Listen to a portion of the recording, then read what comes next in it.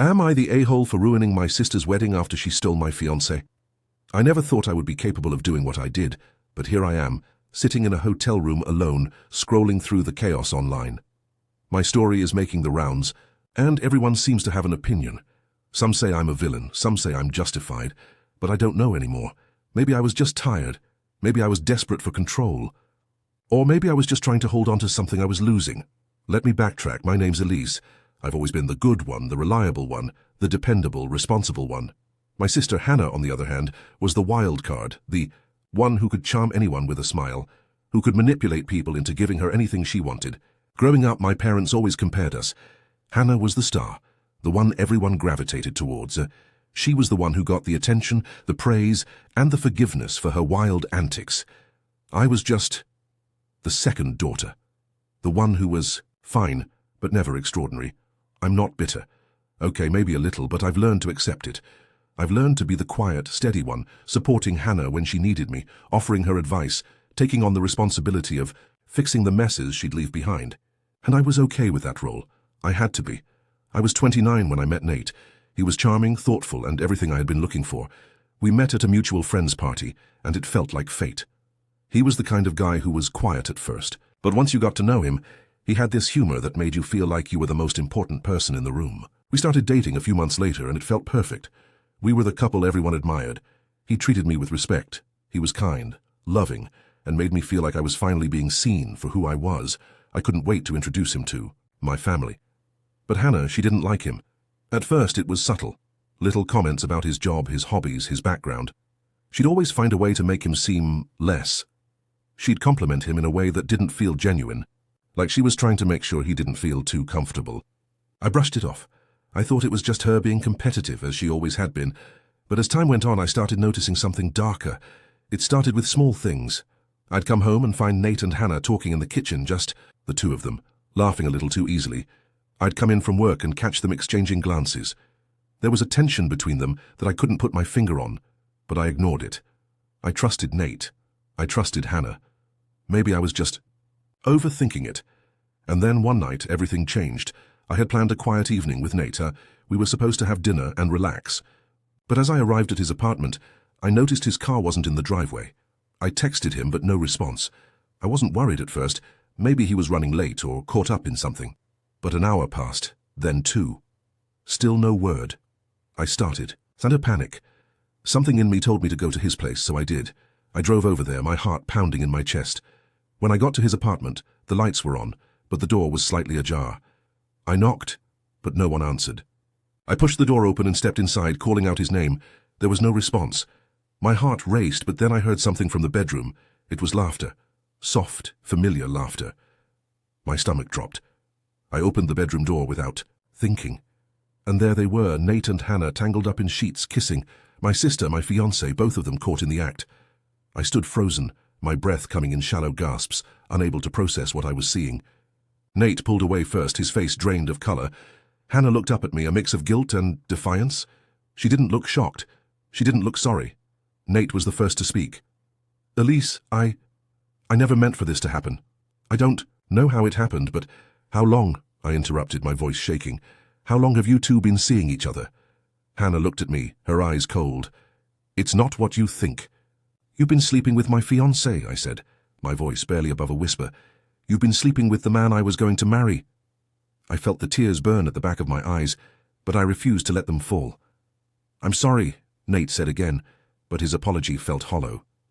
I didn't mean for it to go this far. You didn't mean for it to go this far, I repeated. What, did you think I wouldn't find out? My hands were shaking. I felt this fury rising in me, raw, uncontrollable anger, but also a deep crushing pain. I had trusted both of them. I had shared my life with them, my love with them, and now everything was shattered. I turned and walked out of the apartment, not caring where I went. I didn't want to be near either of them. I needed to breathe. I needed to think. For the next few days, I stayed at a friend's house, avoiding calls and texts from both of them. Nate begged for forgiveness. He called me every hour, left messages, sent flowers. But it didn't matter. Hannah was quiet. Too quiet. She didn't call, didn't try to reach out, which only made things worse. How could she do this to me? How could my own sister betray me in such a cruel way? And then, the wedding happened. Couldn't stop it. Hannah and Nate decided to go forward with their wedding despite everything. I found out through social media, photos of their engagement announcement, their wedding date set. It felt like a punch in the gut every time I saw it. But it wasn't until the day of the wedding that I truly broke. I wasn't invited. Of course I wasn't. Why would they want the woman they betrayed there? But I showed up anyway. I wasn't going to let them get away with it, with everything they had stolen from me. I walked into that church, ignoring the gasps from the guests. I looked straight at Hannah, who stood at the altar, her eyes wide with shock. Nate's face went pale. As I approached, without saying a word, I walked up to them, stood between them, and ripped the wedding ring box from his hand. I turned to the guests and said, "This is a lie, this is a farce. Do you really think she deserves this? Do you think either of you deserve this?" I threw the ring at their feet and walked out, leaving chaos in my wake. The aftermath has been a nightmare. I've been called vindictive, childish, selfish. My parents have disowned me for ruining their daughter's special day. Hannah hasn't spoken to me since, and Nate, well, he's been radio silent. Everyone seems to think I'm the villain for disrupting the wedding, but they don't know what I know. They don't know the years of betrayal and lies. They don't know how deeply this cut. So Reddit, am I the a-hole for ruining my sister's wedding after she stole my fiancé? Am I the a-hole for faking my death to escape my abusive marriage? I never thought I'd be the kind of person who would even consider doing something like this. I grew up in a house full of rules, boundaries, and expectations. My parents raised me to be polite, helpful, and proper. I was taught that it was my responsibility to maintain the family's good name, even if that meant sacrificing my own happiness. So when I met Daniel, I thought I had found my escape. He was charming, witty, and successful. He promised me everything my small-town life couldn't give me: luxury, excitement, and most importantly, freedom from the stifling expectations of my family. I was 23 when we got married. Looking back, I realize how naive I was. The first few years of our marriage were everything I had hoped for. We moved to the city, bought a beautiful home, and traveled to places I had only read about in magazines. Daniel's career was on the fast track, and I was content playing the supportive wife, attending charity events and decorating our house. But then things changed. At first it was small. He'd get home later and later from work, often smelling like whiskey or perfume I didn't recognize. When I asked about it, he'd brush me off with a smile, a kiss, and an, "I'm just working." Hard for us, babe. But eventually his late nights turned into entire weekends away. I didn't want to believe it. I didn't want to believe that the man I had married, who had promised me a life full of love and trust, was lying to me. One night, I found out the truth. He came home smelling like cigarettes and another woman's perfume. I confronted him, but instead of confessing, he went ballistic. He shoved me aside, called me crazy, told me I was too paranoid and too needy. He even had the audacity to say I was ruining his career because I couldn't just trust him. That was the first time I realized that things weren't just bad, they were dangerous. Over the next few months, the emotional abuse escalated. He controlled everything: what I wore, where I went, who I spoke to. He isolated me from my friends and family, telling me that they were jealous of us and that they didn't understand our life. He accused me of being too dramatic whenever I brought up my concerns about his behavior. I started losing myself in this marriage, trying to keep the peace and ignore the sinking feeling in my gut that told me something was seriously wrong. Then, the physical abuse started. It was always when no one was around. He'd pin me against the wall, slap me across the face, or shove me into the furniture. And after each outburst, he'd apologize, tell me he was stressed, that I had made him do it, that it was my fault. He'd buy me flowers, promise it would never happen again, and I'd believe him. For a while I convinced myself that I was the problem, that maybe if I were more perfect, more forgiving, more patient, things would improve. But they never did. I started making plans to leave. I researched shelters, I found a lawyer, and I even started saving money in secret. But Daniel was always one step ahead. He'd check my phone, monitor my bank accounts, and even go through my email. The more I tried to plan my escape, the more he tightened his grip on me. He was controlling every aspect of my life, and I had no way out. That was when the idea first crossed my mind. What if I faked my death? It sounds insane, I know, but the more I thought about it, the more it made sense. If I disappeared, if everyone thought I was dead, Daniel would have no choice but to move on, and I could disappear for good. I could start over, I could escape him without having to deal with his wrath or legal battles or his control. It was the only way I could think of to regain my life. I began working on my plan in secret. I researched how people disappear without a trace. I talked to a private investigator who specialized in cold cases, posing as someone trying to find a missing person. I learned the logistics of fake deaths, how to stage a car accident, how to ensure there was no evidence of foul play, how to make sure my family would believe I was gone. I told my family that I was going on a solo trip, a retreat to a remote location to clear my head. They were hesitant, but they understood. I had been acting strangely for months, and they wanted to believe that I was just going through a rough patch. I staged my car accident on a remote stretch of highway. I made sure the scene was convincing. An overturned vehicle, glass shards scattered around, my phone left on the side of the road. I had already contacted an accomplice who would help me vanish. They'd transport me to a new city, where I'd assume a new identity and never contact anyone from my past again. It was terrifying and thrilling all at once. The fear of being caught was always lurking, but I felt a surge of freedom every time I thought about it. Finally, I was going to be free. The day I died, Daniel was a mess. He called me multiple times, but I didn't answer. I knew he'd be devastated, but deep down I felt nothing for him anymore.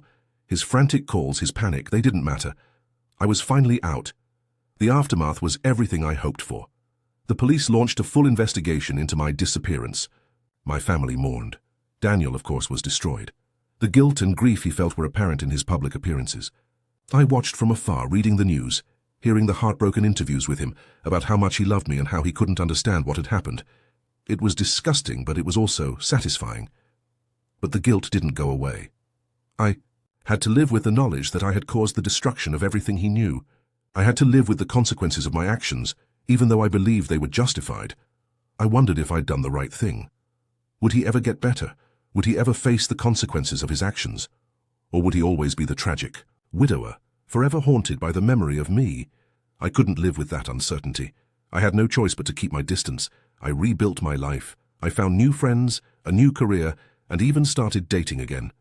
But no matter how hard I tried to move forward, the question lingered. Did I go too far? Reddit, am I the a-hole for faking my death to escape an abusive marriage? Am I the a-hole for setting up my own husband and making sure he lost everything? I never thought I'd be the kind of woman to do what I did. I was the quiet one, the agreeable one, the kind of person who grew up folding laundry neatly, turning in homework on time, and apologizing to inanimate objects when I bumped into them. But after nearly a decade of being gaslit, lied to, and treated like a second-class citizen in my own marriage, something in me snapped.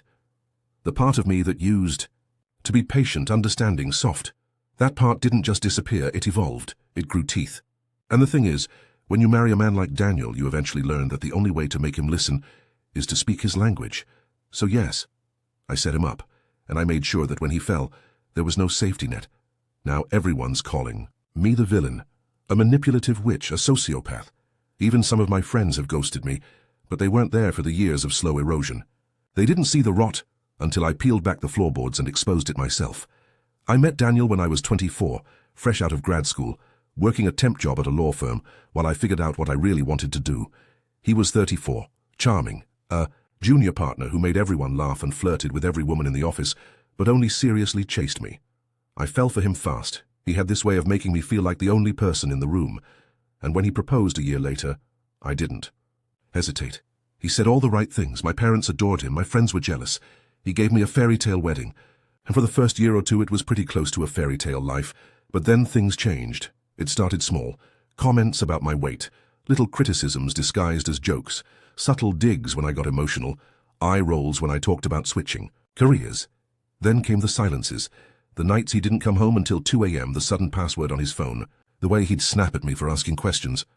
I brought up couples therapy. He laughed in my face, told me therapy was for people who can't handle real life. Told me I was the problem, that I was too sensitive, too needy, too boring. He made me question myself so deeply, I started writing apologies in my journal before we even argued. Then came the affair, or the first one I could confirm. I found a receipt for a hotel room on our shared credit card. I confronted him. He denied it, said it was for a client.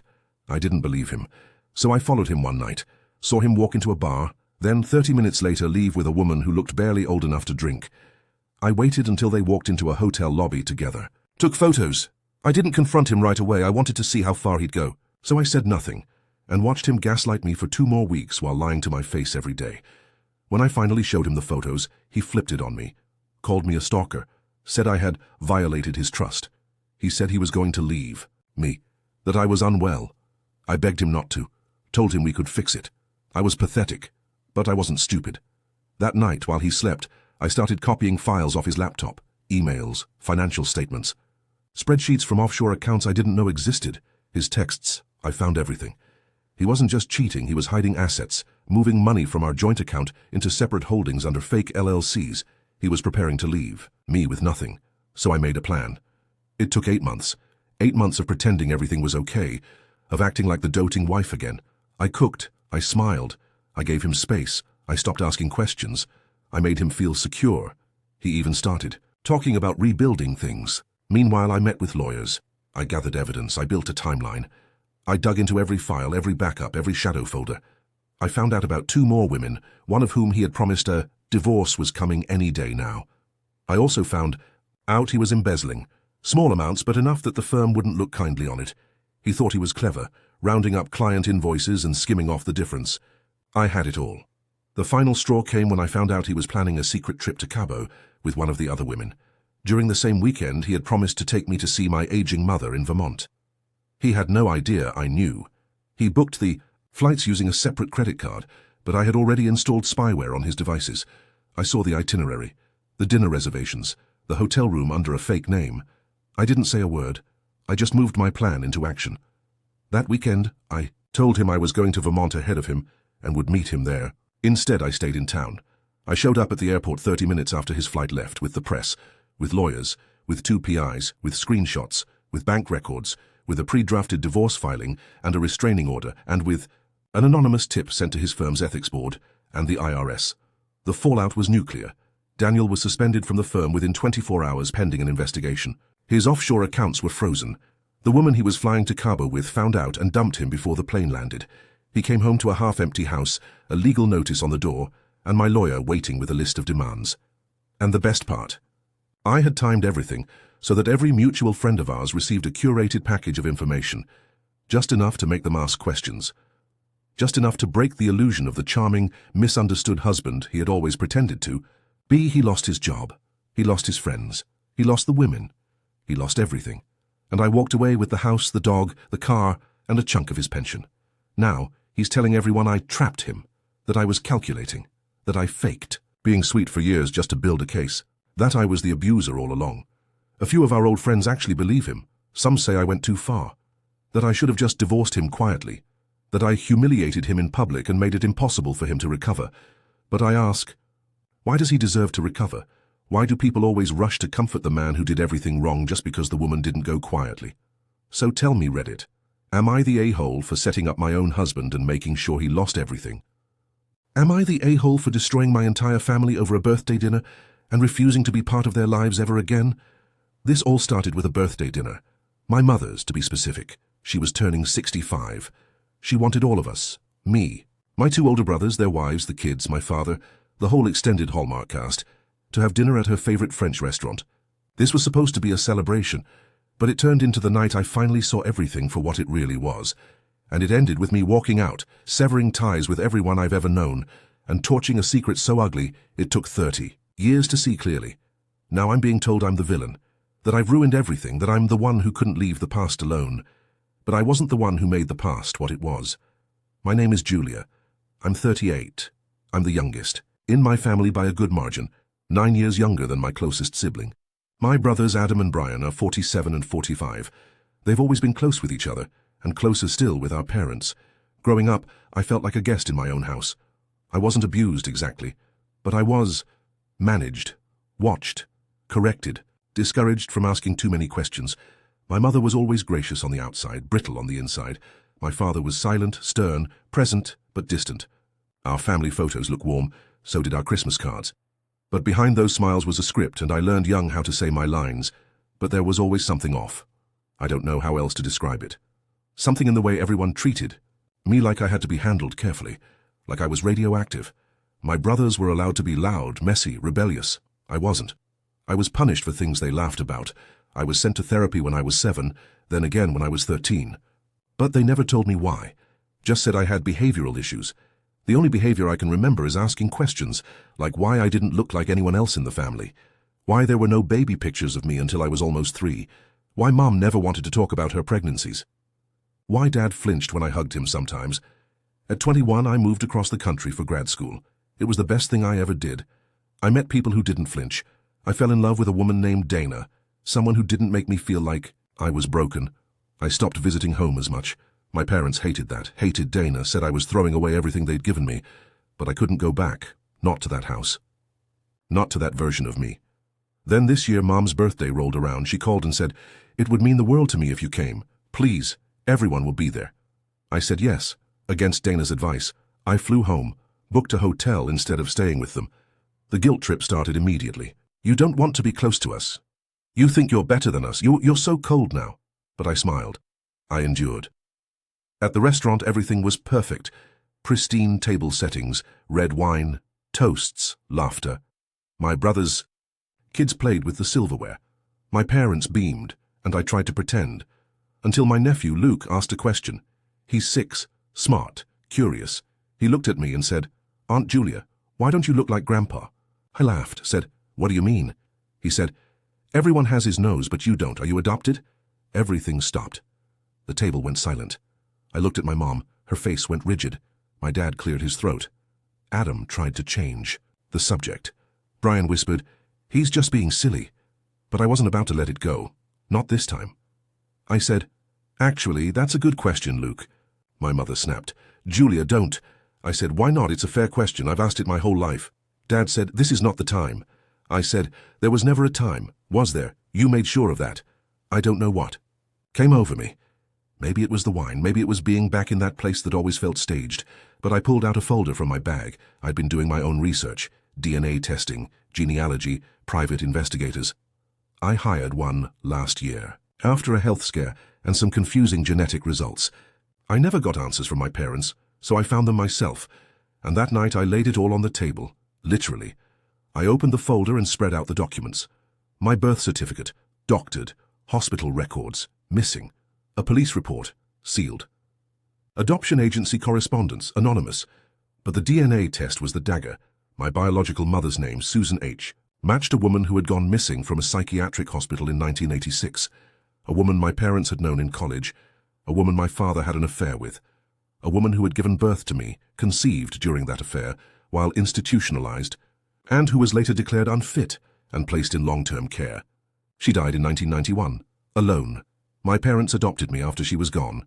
Quietly, privately, illegally, by some interpretations. They forged documents. They told no one, not even my brothers. I had always been the miracle baby, the late in life.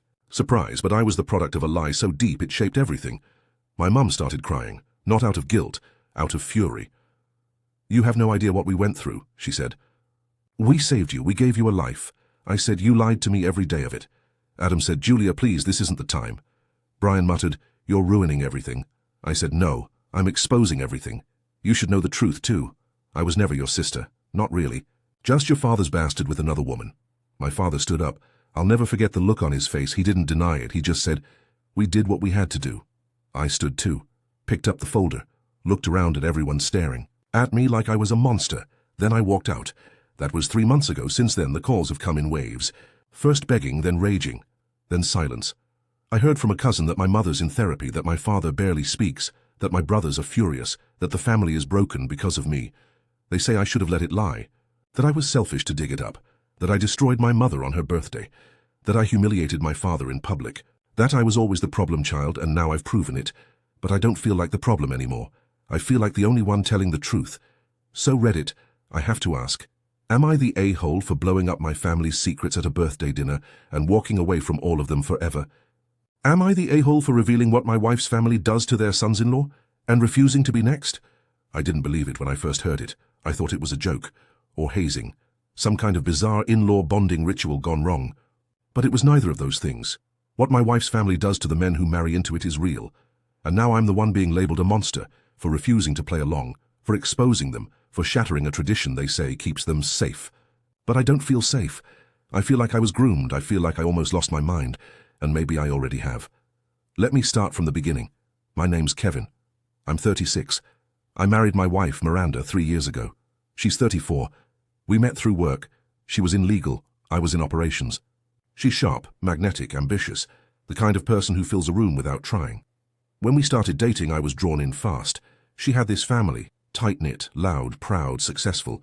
Her parents are first-generation Greek immigrants who own a chain of restaurants and bakeries in the Midwest. Her sisters, 3 of them, are equally intense. All beautiful, all married, all terrifying in different ways. The whole family was this fortress of inside jokes, family dinners, opinions about everything, and, most disturbingly in hindsight, secrets. I wasn't allowed to meet them until we were serious. When I did, they grilled me. Literally. Her father, Nikos, took me into the backyard with a bottle of ouzo and told me he wanted to know if I had the bones to marry his daughter.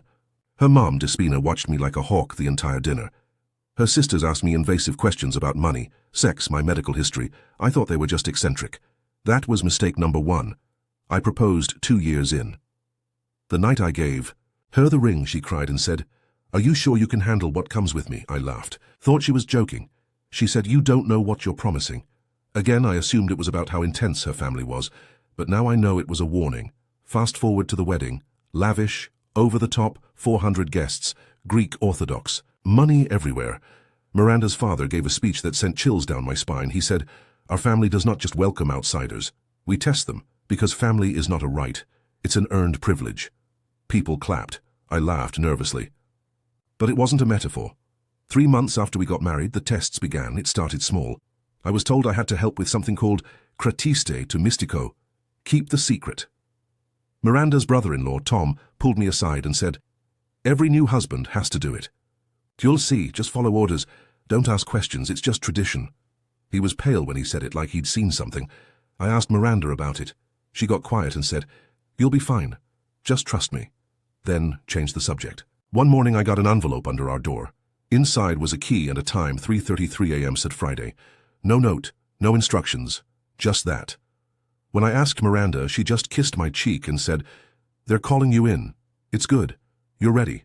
I thought it was a prank. But I went. I shouldn't have. It was a warehouse, one of the family's properties on the edge of town. Inside were all the brothers-in-law, Tom, Jason, Dean, 3 men who'd married Miranda's sisters. None of them were smiling. They looked like they hadn't slept in days. One of them handed me gloves, another a blindfold. They told me I had to wear both, that it was part of the process. I said no. They said if I refused, I'd be letting down the family, that Miranda would never forgive me, that I'd never be trusted again. I caved, put the blindfold on. They led me downstairs. The air changed. It was colder. The floor was concrete. I heard chanting, real chanting, in Greek. I speak some, Miranda had taught me, but this was old, formal, religious sounding. Then came the smell, rot, like meat left in the sun. Then I heard a sound that has haunted me ever since. A child crying. I ripped off the blindfold. There was no child, just a speaker playing audio. But what I saw made me stumble. At the center of the room was a table, covered in symbols I didn't recognize. Animal bones, photos, locks of hair. On the wall was a massive painting of a woman, dark eyes, mouth stitched shut, arms outstretched.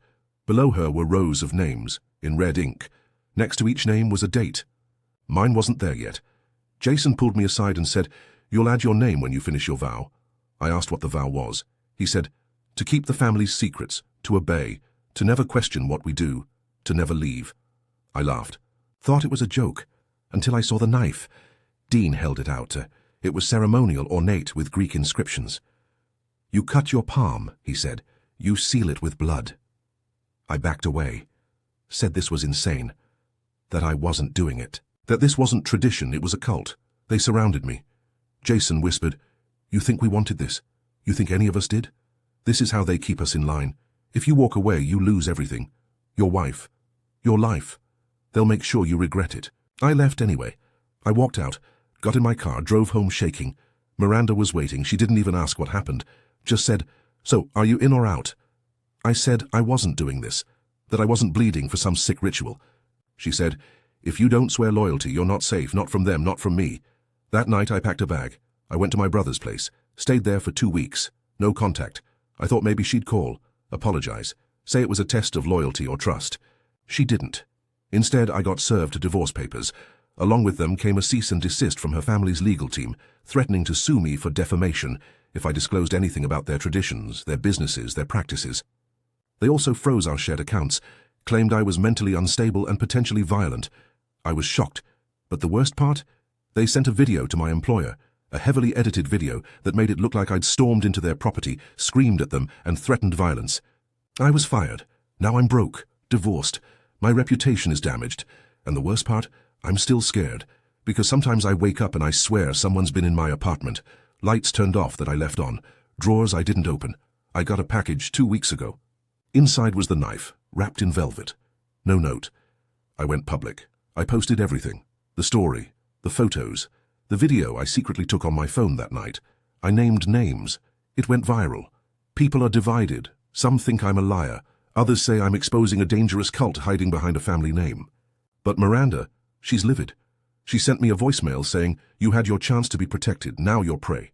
So, am I the a-hole for refusing to participate in my wife's family tradition, exposing it to the world and burning my life to the ground in the process? Or did I finally break the cycle? Am I the a-hole for destroying my sister's marriage after she destroyed mine without knowing it? You ever look back at your life and realize you were living inside a house of mirrors where nothing was what it seemed, and the one person you trusted most was the one holding the hammer that shattered everything? That's where I am now, standing in the wreckage of 2 families, wondering if I was the villain or just the last one to wake up. My sister Emily was always the golden child, older by 3 years, blonder, smarter, effortlessly charming. She was the one who teachers adored, who brought home trophies, who had boyfriends from age 12 while I was still collecting rocks. Our parents never said it out loud, but the way their eyes lit up when she walked in said everything. I grew up in her shadow, but I didn't mind it much. Not then. Because Emily wasn't mean. She wasn't cruel. She just didn't notice me. Like a star doesn't notice the planets orbiting it. I was just there. When we got older, I bloomed. Later, went through an awkward phase that finally ended in college. I met my husband Derek during freshman orientation. He was funny, loyal, intense. He had this way of making me feel like the only person in the room. We dated all through college, and we got married at 25. He became a high school English teacher. I became a nurse. We bought a fixer-upper house. We dreamed of 2 kids and a big garden. My sister met her husband Marcus a year after we married. They had a whirlwind romance, the kind where people kiss in the rain and move in after 6 weeks. He was quiet, serious, a little awkward, but he adored her, worshipped her. I thought she'd finally met someone who would match her intensity and keep her grounded. For a long time, everything seemed normal. Dinners together, holidays at our parents' place. My husband and Marcus got along, even played poker together sometimes. Emily and I were never exactly close, but we texted, called, sent each other birthday cards. It was normal. So normal that I didn't notice when the rot started. Derek changed first. Subtly. Late nights, more drinking, less talking. He brushed off my questions, said work was stressful. Then the sex dried up. He pulled away from me emotionally. I blamed myself. I thought I was boring. That maybe the spark had just faded. I went to therapy. He didn't. I suggested a couple's retreat. He laughed. I started crying in the shower every morning so my daughter wouldn't hear. I was losing him, and I didn't know why. Then one night, everything collapsed. It was a rainy Friday in November. Derek said he had a late parent-teacher meeting. I believed him, as always. I put our daughter to bed and was folding laundry when my phone buzzed. A number I didn't recognize, a text. "You don't know me, but you need to know the truth. Check the email I just sent you."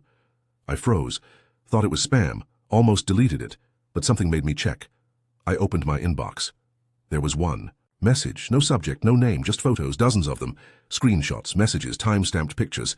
My husband, my sister, together, naked, smiling, holding hands in parking lots, kissing outside a motel, for months, maybe a year, maybe longer. I can't describe what happened to me in that moment. It wasn't rage. Not yet. It was like someone had taken a crowbar to the back of my skull and cracked open reality. I sat there staring, blinking, trying to process. I called the number. No answer. I drove to the school. He wasn't there. I drove to my sister's house. Her car was gone. I drove around like a maniac, crying and shaking. I didn't know what I'd do if I found them. I think part of me hoped it wasn't real, that it was some kind of cruel joke, that someone had edited those photos. But it was all true. When Derek got home, I was waiting. I didn't say anything, just held up my phone and showed him the photos. He went pale, didn't speak, didn't deny it, just whispered, "I'm sorry." I laughed, loud and hysterical. "You're sorry?" I screamed. "You've been fucksing my sister for a year and you're sorry." He cried, he begged, he said it meant nothing, that he was lonely, that he felt invisible. I asked him how long. He said, "Since last Christmas." I slapped him so hard my hands stung for hours. I left him that night. I didn't confront Emily right away. I couldn't. I didn't trust myself not to go feral. I filed for divorce the next day. told our families the bare minimum, said it was over, that he'd cheated, didn't name names. I kept the secret out of some twisted sense of dignity. I didn't want to give her the satisfaction of knowing she'd wrecked my life. I wanted her to think she'd gotten away with it for a little while. And then I plotted. I spent 6 months rebuilding, got my own place, focused on my daughter, reconnected with old friends. I blocked Derek. He tried to contact me dozens of times, emails, letters, messages through mutual friends. I ignored them, let him rot. And Emily? She never said a word. Never reached out, never confessed. I think she assumed Derek hadn't told me it was her, that he'd protected her. Maybe she thought I was just another casualty in her long, glittering path through life. But here's the thing. While she was busy pretending nothing had happened, I was busy collecting evidence. I hired a private investigator. He was good. Real. Good. Got me copies of texts, emails, call logs. Even found surveillance footage of them at the same hotel Derek used to take me to on anniversaries. The PI even got footage of them 2 weeks after my divorce was finalized. Still seeing each other, still sneaking around, still lying. That's when I made my move. I packaged everything, photos, emails, timestamps, into a neat little folder. I printed it. I mailed it. To Marcus, with no return address. The fallout was nuclear. Marcus filed for divorce within a week. Moved out. Took the kids. My parents were horrified. Emily called me screaming, sobbing, accusing me of ruining her life. I stayed calm. Asked her, was he worth it? She hung up. She hasn't called since. Last I heard, she moved. In with a friend, lost her job, is battling for custody. Derek tried to reach out again. I blocked him again. As far as I'm concerned, they're both ghosts. Now here's the part I struggle with. My daughter asks where her aunt is. I just say, she lives far away now. I haven't told her why I left her father. She's too young, she misses him. I let her see him, supervised, once a month. I smile and nod and keep the rot away from her. But sometimes, late at night, I wonder if I went too far. If I destroyed too much, if I became something worse than them. I didn't just walk away. I scorched the earth. I burned every bridge. I made sure Emily would never forget what she did to me. So Reddit, be honest with me. Am I the a-hole for destroying my sister's marriage the way she destroyed mine? Or was I just the only one willing to light a match in a house full of liars? Am I the a-hole for reporting my husband missing, even though I knew exactly where he was? I never thought I'd be the kind of woman who would lie to the police, who would sit in her car rehearsing her voice, her face, her story before walking into a station with trembling hands and tears that weren't real. I didn't think I had it in me. But apparently you never really know what you're capable of until you're staring down the cold face of betrayal and holding on to the last thread of your dignity like it's the only thing keeping you from drowning. My husband, Nathan, has always been a little bit of a mystery. Not in the sexy, brooding movie star kind of way, but in the I'm really good at compartmentalizing and you'll never see all the pieces way. He was charming, ambitious, responsible. He worked in cybersecurity and always made sure our bills were paid. He brought me coffee in bed some mornings. He texted thinking of you out of nowhere, especially when we were fighting. To the outside world, he was the perfect husband. But I knew better. I knew there was something rotting underneath the surface. We met in college. He was 2 years ahead of me, sharp as a blade, and twice as cold when he wanted to be. He pursued me hard. Love bombed me. At the time I thought it was romantic, intense, the stuff of storybooks. I didn't realize then that the whirlwind was designed to sweep me off my feet and into a place where I'd lose track of who I was. We got married fast. Too fast. I was 22, just graduated. He was already settled into a job, talking about buying property, planning the future like it was a chessboard he had full control over. I went along with it because I thought that's what love looked like. We bought a house in a quiet suburb. I quit my job to raise our daughter, Maddie, when she was born 2 years later. Nathan supported us. He told me to focus on the family. He made just enough money to justify me staying home, and just little enough that I always felt guilty when I spent on myself. The first time I really started to question things was when he stopped coming home on time. At first, it was once or twice a week. Then it was most days. Work ran late. Traffic was brutal. Client needed a late-night call. The excuses changed, but the pattern remained. He started sleeping with his phone under his pillow. His passwords changed. His behavior got slicker, more cautious. He was nice but distant, affectionate but robotic. I felt like I was living with a perfectly programmed AI who knew all the right things to say, but none of them felt real anymore. Then one night I heard him in the guest room on the phone. His voice was low, but something about it set off alarm bells in me. He laughed, a kind of laugh I hadn't heard in years, light, easy, intimate. I couldn't make out what he was saying, but it was the laugh that gutted me. That laugh didn't belong to me anymore. It hadn't for a long time. I started going through his stuff. I know that's a violation of trust, but I felt like I was living in a gaslight maze where nothing made sense. I checked his browser history. It was clean, too clean. I checked his GPS history, wiped. His text messages were vague, sterile. His call log had 3 numbers he'd labeled as Work 1, Work 2, and Work 3. All Google Voice numbers, all, with no real metadata. I had no proof, just a gnawing certainty, so I started tracking him. I got a second phone, installed a hidden GPS tracker in his car, and waited. It didn't take long. That Friday he said he was flying out for a cybersecurity conference in Chicago. He packed a bag, kissed me on the forehead, and left like he always did. I watched the tracker. He didn't go to the airport. He drove an hour north to a cabin. A cabin I'd never seen before. A remote Airbnb in a wooded area. I found the listing online, romantic, secluded, perfect for 2. I watched him stay there for 3 days. I watched him leave once each day to pick up groceries or food. I watched him ignore my calls, responding only with busy at sessions, talk Sunday. I saw him come back home on Sunday evening, sun-kissed and relaxed, talking about the networking event he'd been part of and how he was exhausted from all the lectures. He even brought me back a mug that said Windy City Hacker Fest. It still had the price tag from a gas station in our state. That night, as he showered, I looked at myself in the mirror and felt something in me crack. Not a break, a fracture, something that wasn't going to heal the way it was before. And I decided I wasn't going to be the dutiful wife anymore, so I waited. I planned. I smiled and played the part. I cleaned the mug and set it in the cupboard. I made him dinner. I kissed him goodnight.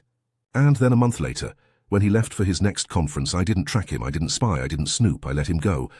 And 2 days later, I reported him missing. I went to the police, trembling like a frantic wife. I told them he'd gone out of town and hadn't contacted me. I showed them fake concern, gave them the name of a fake hotel I said he was staying at. I even brought them the travel itinerary he'd given me. When they started calling around, they found nothing. No record of him at that hotel. No car rental. No plane ticket. I gave them his photo. I told them I was scared. I let the tears come. This time, they weren't real, but they looked real. The police launched a search. They checked traffic cameras. They pulled financial records. They even checked our house for signs of domestic strife. I played the part like I was auditioning for a Lifetime drama. And then 2 days later, Nathan came home, angry, confused, furious that I'd embarrassed him. I looked him dead in the eye and said, "Where were you, Nathan?" And for the first time in our marriage, he looked scared. Not of me, but of what I might do next. He said he'd gone hiking, that he needed space, that he didn't tell me because he knew I'd make it a thing. And I said, well, now it's a thing. He demanded I go back to the police and say it was a misunderstanding. I did. I told them he'd had a mental breakdown and gone off the grid. They asked him a few questions and closed the file, but things haven't been the same since. Our neighbors whisper, his co-workers joke about his missing days. Our daughter asked me if Daddy was lost. I said, he got a little lost, but now he's back. Nathan hates me now. I can see it in his eyes. That mask he always wore is cracked.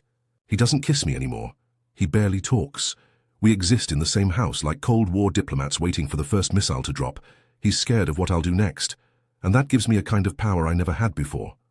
I'm not afraid of him anymore. I'm not afraid of what people will think if I leave. I'm not afraid of being the bad guy. But here's where I start to wonder. Was I wrong? I lied to the police. I faked a disappearance.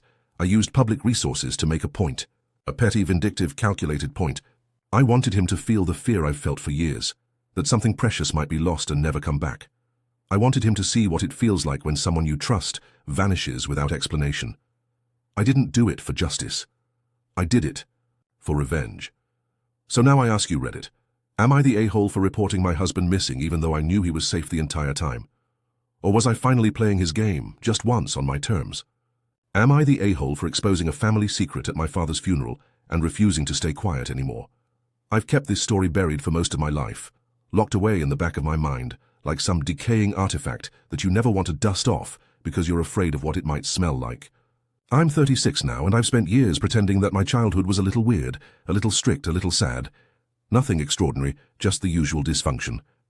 But the truth is, I was raised in a house that lived and breathed secrets. Every single family event, every dinner, every car ride was a performance. We were the kind of family that smiled too wide in pictures, where you learned to lie with your eyes before you could even write your name. My father, Richard, was the puppeteer. My mother, Elaine, his devoted assistant. I was the youngest of three and the only girl. My brothers, Greg and Leo, learned early on how to survive in Dad's world. Stay useful, stay silent, and above all, stay loyal. I tried to follow the script for most of my life. I really did. But eventually, something in me broke. My father died a few weeks ago. Pancreatic cancer, stage 4. It was fast, brutal, and in a way almost merciful. He spent his final months in a morphine haze, and I didn't visit once. People noticed. My mother noticed, my brothers noticed. Everyone asked why I wasn't at the hospital, why I hadn't come to say goodbye. I lied, said I was too busy with work, the kids, that I couldn't take time off. But the truth was I didn't want to see him, I didn't want to see his face, not even on his deathbed, because I was afraid I'd spit on it. Growing up, Richard was revered by everyone outside our home. He was a church deacon, a small business owner, the kind of man who remembered birthdays and gave firm handshakes. He coached Little League, fixed broken lawnmowers for free, and always showed up with a smile. But at home, he was God, and not the merciful kind, the wrathful Old Testament kind. He ran the house like a dictatorship. Every light switch had to be in the right position, every towel folded the same way. We weren't allowed to speak during dinner unless he asked us a direct question. Any disrespect was punished swiftly. My brothers got belts, I got silence. That was his favorite punishment for me. Ice-cold silence, the kind that crawls under your skin. If I cried, I was hysterical. If I fought back, I was rebellious. If I stayed quiet, I was moody. I couldn't win. But the worst of it started when I turned 11. I hesitate even now to type it. My fingers pause over the keys like they're bracing for impact. But I need to say it. He touched me. Not at first in the ways you're thinking. It started with accidental brushes, then comments about my developing body, then the night he came into my room while I was asleep and needed to talk. After that, it got worse. I told my mother once, I was 13, I said, "Dad comes into my room at night." Her face went pale. Her lips tightened. And then she said the most chilling words I've ever heard in my life. "Don't say that." Again. That was it. No hug, no questions, just an order. She didn't need details. She knew. She had always known. That night, I packed a bag. I didn't even know where I was going. I got as far as the back porch before Leo stopped me. He was 17. He looked at me at the bag and just said, "Don't make this harder than it needs to be." I asked him, "Did he ever do it to you?" And he didn't answer. He just walked back inside. I slept in my closet that night with the door locked, shaking so hard my teeth hurt. From then on, I avoided being alone with my father at all costs. I threw myself into school clubs, any activity that kept me out of the house. I begged to stay late at friends' places. I got a job at 15 just to stay away. I moved out the day I turned 18 and never looked back. I tried to live a normal life. I went to college, got a degree in psychology, ironic, right? Met a wonderful man named Jason, got married, had 2 kids. But something in me was always fractured. My anxiety was a constant hum in the background. I had nightmares. I flinched when Jason touched my shoulder unexpectedly. I avoided going home for holidays, always making excuses. Jason knew something had happened, but I didn't tell him the full truth until after our first child was born. He cried. I didn't. I had no tears left. When my father was diagnosed, my mother begged me to visit. Said he was asking for me, that he wanted to make amends. I told her I hoped he choked on his regrets. She hung up. Greg sent me long texts about forgiveness. Leo said nothing, but liked my family photos on Facebook. I ignored them all. Then came the funeral, closed casket per his request, full of glowing eulogies and polite sobs. I hadn't planned on going. I really hadn't. But that morning I woke up with this furious energy inside me, like every cell in my body was screaming. I got dressed. I drove to the church. I stood at the back during the service, watching as the people who never knew the real Richard wept and praised his legacy. I was going to leave, I swear. But then the pastor invited people to come forward and say a few words. Greg stood up, then Leo. And I just snapped. I walked to the front, took the mic. My voice was calm, which surprised even me. I said, "I'm Rachel, Richard's daughter. You probably don't recognize me because I haven't been home in almost 20 years." People chuckled awkwardly. I continued, "There's something I need to say today, not because I want to hurt anyone, but because I'm tired of lying. My father molested me when I was a child, repeatedly, for years. My mother knew. My brothers suspected. No one stopped him." The room froze. Greg stood up and tried to interrupt. "Me," I said, "sit down." And he did. I kept going. "You all knew him as a good man, a church leader, a volunteer. But at home, he was a monster, and I won't let him be remembered as anything else. If that makes you uncomfortable, good. It should. I walked out in dead silence. No one followed me. My phone blew up for hours. Greg furious, Leo begging me to retract. My mother left me a voicemail, sobbing, saying I'd ruined the family. Even Jason looked at me like I'd detonated a bomb. He said, "I support you, but was that really the time or place?" And I said, it was the only time, the only place. Because when else? When he was alive and could deny it? When no one would believe me over him? When I was a child and had no voice? No. This was the moment I took it back. My voice, my story, my truth. Now I'm being called dramatic, a liar, a destroyer of peace. Extended family has cut contact. My mother won't speak to me. Greg says I've traumatized his kids. Leo still hasn't said anything beyond a single message. I'm sorry, but I don't know what he's sorry for, if he means me or himself or everything. So Reddit, tell me. Am I the a-hole for shattering the illusion at my father's funeral? For speaking a truth no one wanted to hear in the one moment I knew they'd be forced to listen? Or was I just finally standing up after a lifetime of being silenced? Am I the a-hole for refusing to forgive my dying sister and telling her kids the truth about why I went no contact? I never thought I'd end up here, typing this out for strangers to judge, but I've run out of people I trust to talk to. And honestly, maybe I need the kind of brutal honesty that only Reddit can give. I, 35F, am the youngest of three. My sister, Marissa, 42F, is the oldest, and our brother, David, 39M, is in the middle. Growing up, we weren't a close-knit family, but we pretended well enough for pictures. My parents were deeply religious, very image-conscious, and more concerned with appearing like a perfect family than actually being one. Marissa was always their favorite. She was beautiful, smart, and charming. Everyone loved her. Teachers, neighbors, boys, church elders, you name it. David and I were always in her shadow. And she made sure we stayed there. Marissa was the kind of sister who'd compliment you to your face, then tell your crush you picked your nose when you were little. She'd give me her old clothes, then mock me in front of her friends when I wore them. She weaponized kindness. I don't even think my parents noticed. If they did, they brushed it off as sibling rivalry, but the real damage didn't come until I was 18. When I was 17, I started dating this guy, Eli. He was sweet, thoughtful, and my first everything. We met at church youth group and were inseparable for over a year.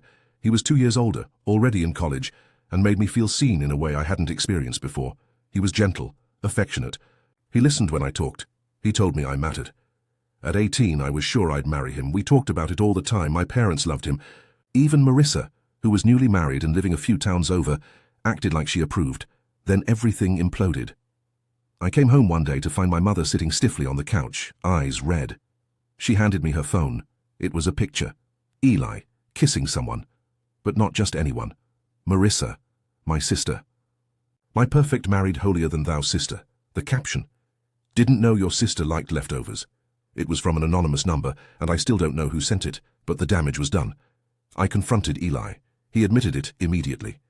Said it just happened, that it had been going on for 3 months.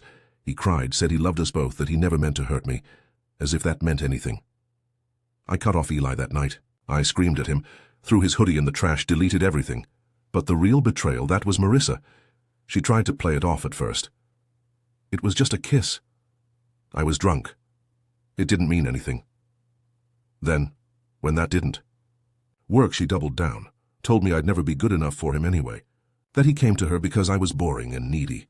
That she was doing me a favor by showing me the truth. I was 18. My world shattered. My parents told me to forgive her. Family is family. She's your sister. Don't let a boy come between you. But it wasn't about the boy. It was about the betrayal, the manipulation, the humiliation. I moved out for college and went no contact with Marissa. At first, it was just temporary, or so I thought. But the more distance I got, the more I saw who she really was. Over the years, she never apologized, not once. In fact, she told our extended family I was holding a grudge and trying to tear the family apart. She twisted the narrative. As always, my parents enabled it. She made a mistake. You need to let go of the past. God forgives. Why can't you? I stopped coming home for holidays. Started spending Thanksgiving with friends. Skipped birthdays. Sent David the occasional text, but even that faded. Fast forward 15 years. I'm 35 now. Happily married.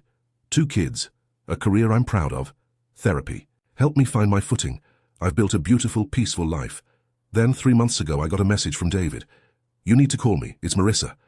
Against my better judgment, I called. He told me Marissa had stage 4 pancreatic cancer. Terminal. Months to live, maybe less.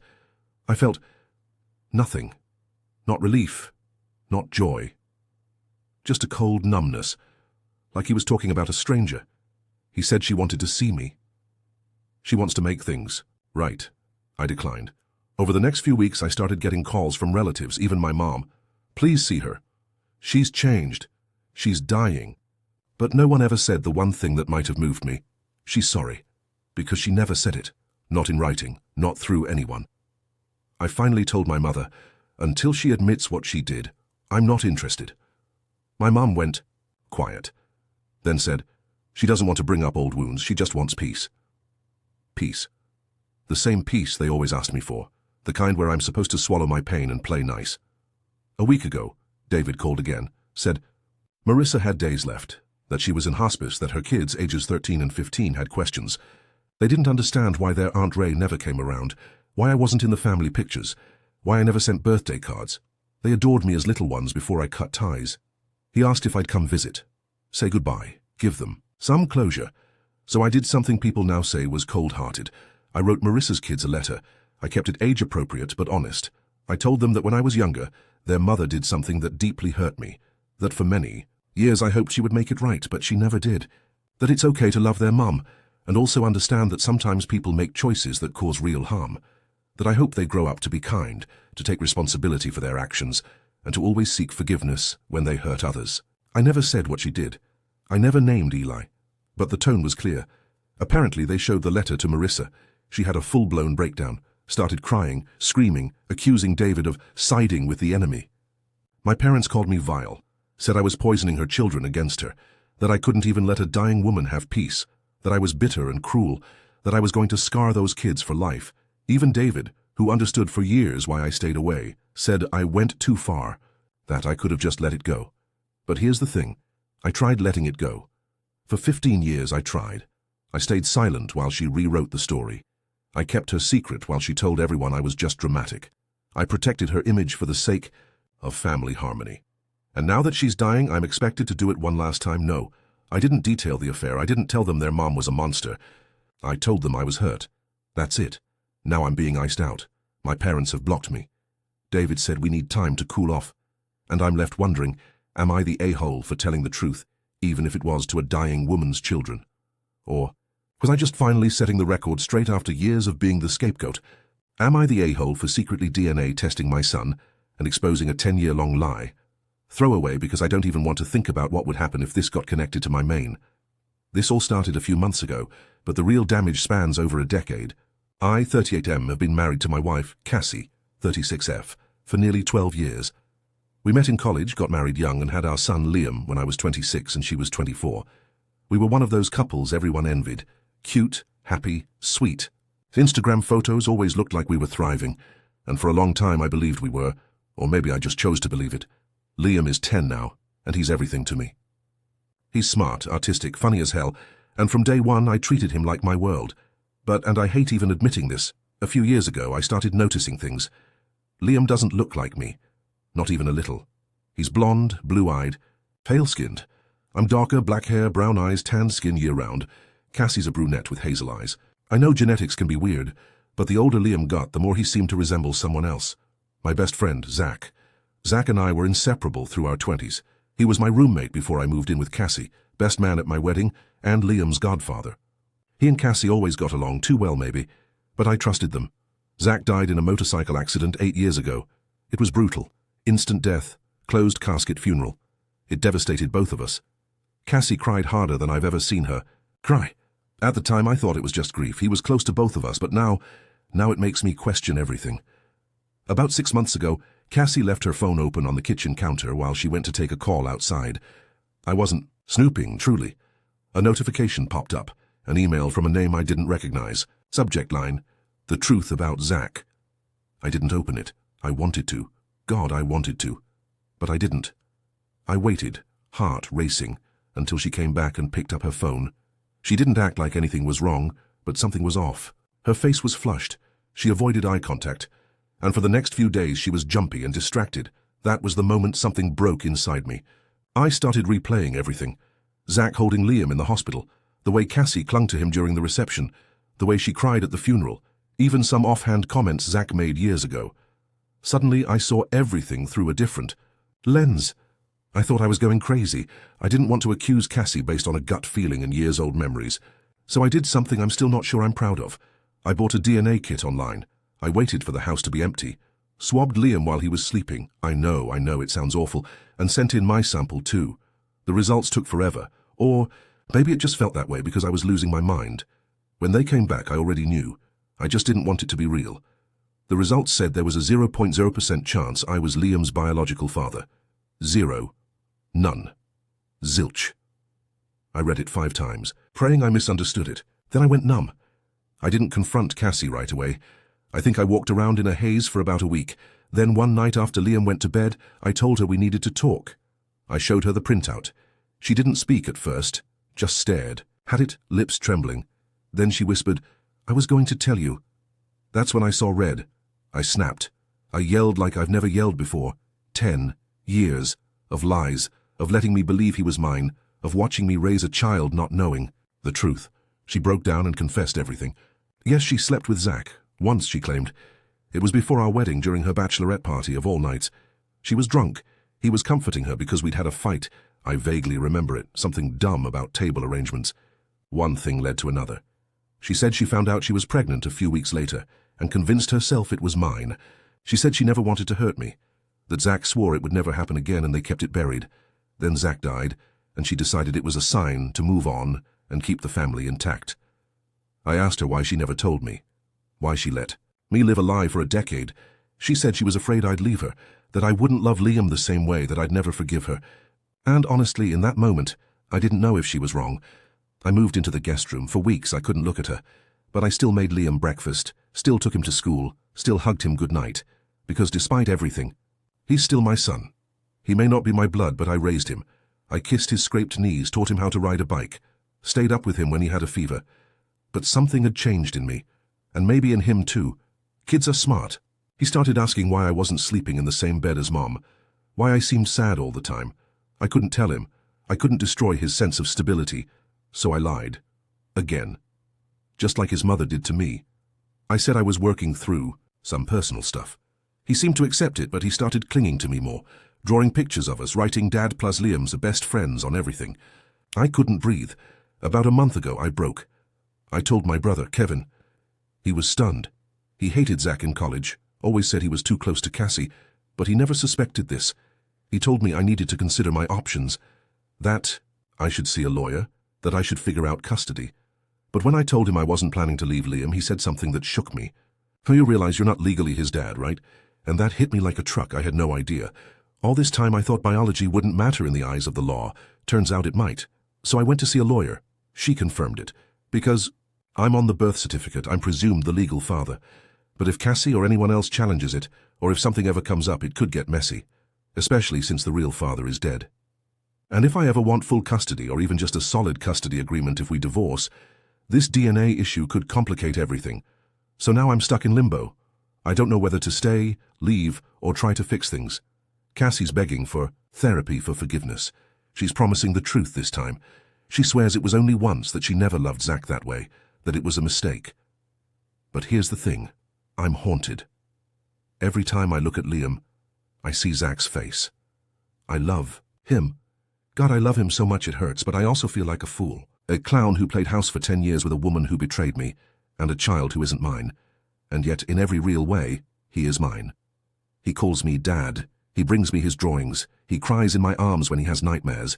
He made me a father. He's the only good thing I have left from this mess. But my friends are split. Kevin thinks I should leave Cassie, get a custody agreement in place, and build a life with just me and Liam.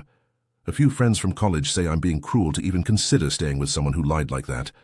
One friend even said I was being manipulative for DNA testing Liam without consent, and that Cassie's lie doesn't justify that breach. Another said I was traumatizing my son by distancing myself from his mom. I don't know anymore. So Reddit, am I the a-hole for DNA testing my son and exposing my wife's secret after 10 years? And if I stay, does that make me weak or strong? If I leave, am I abandoning my son or protecting myself? I honestly don't know anymore.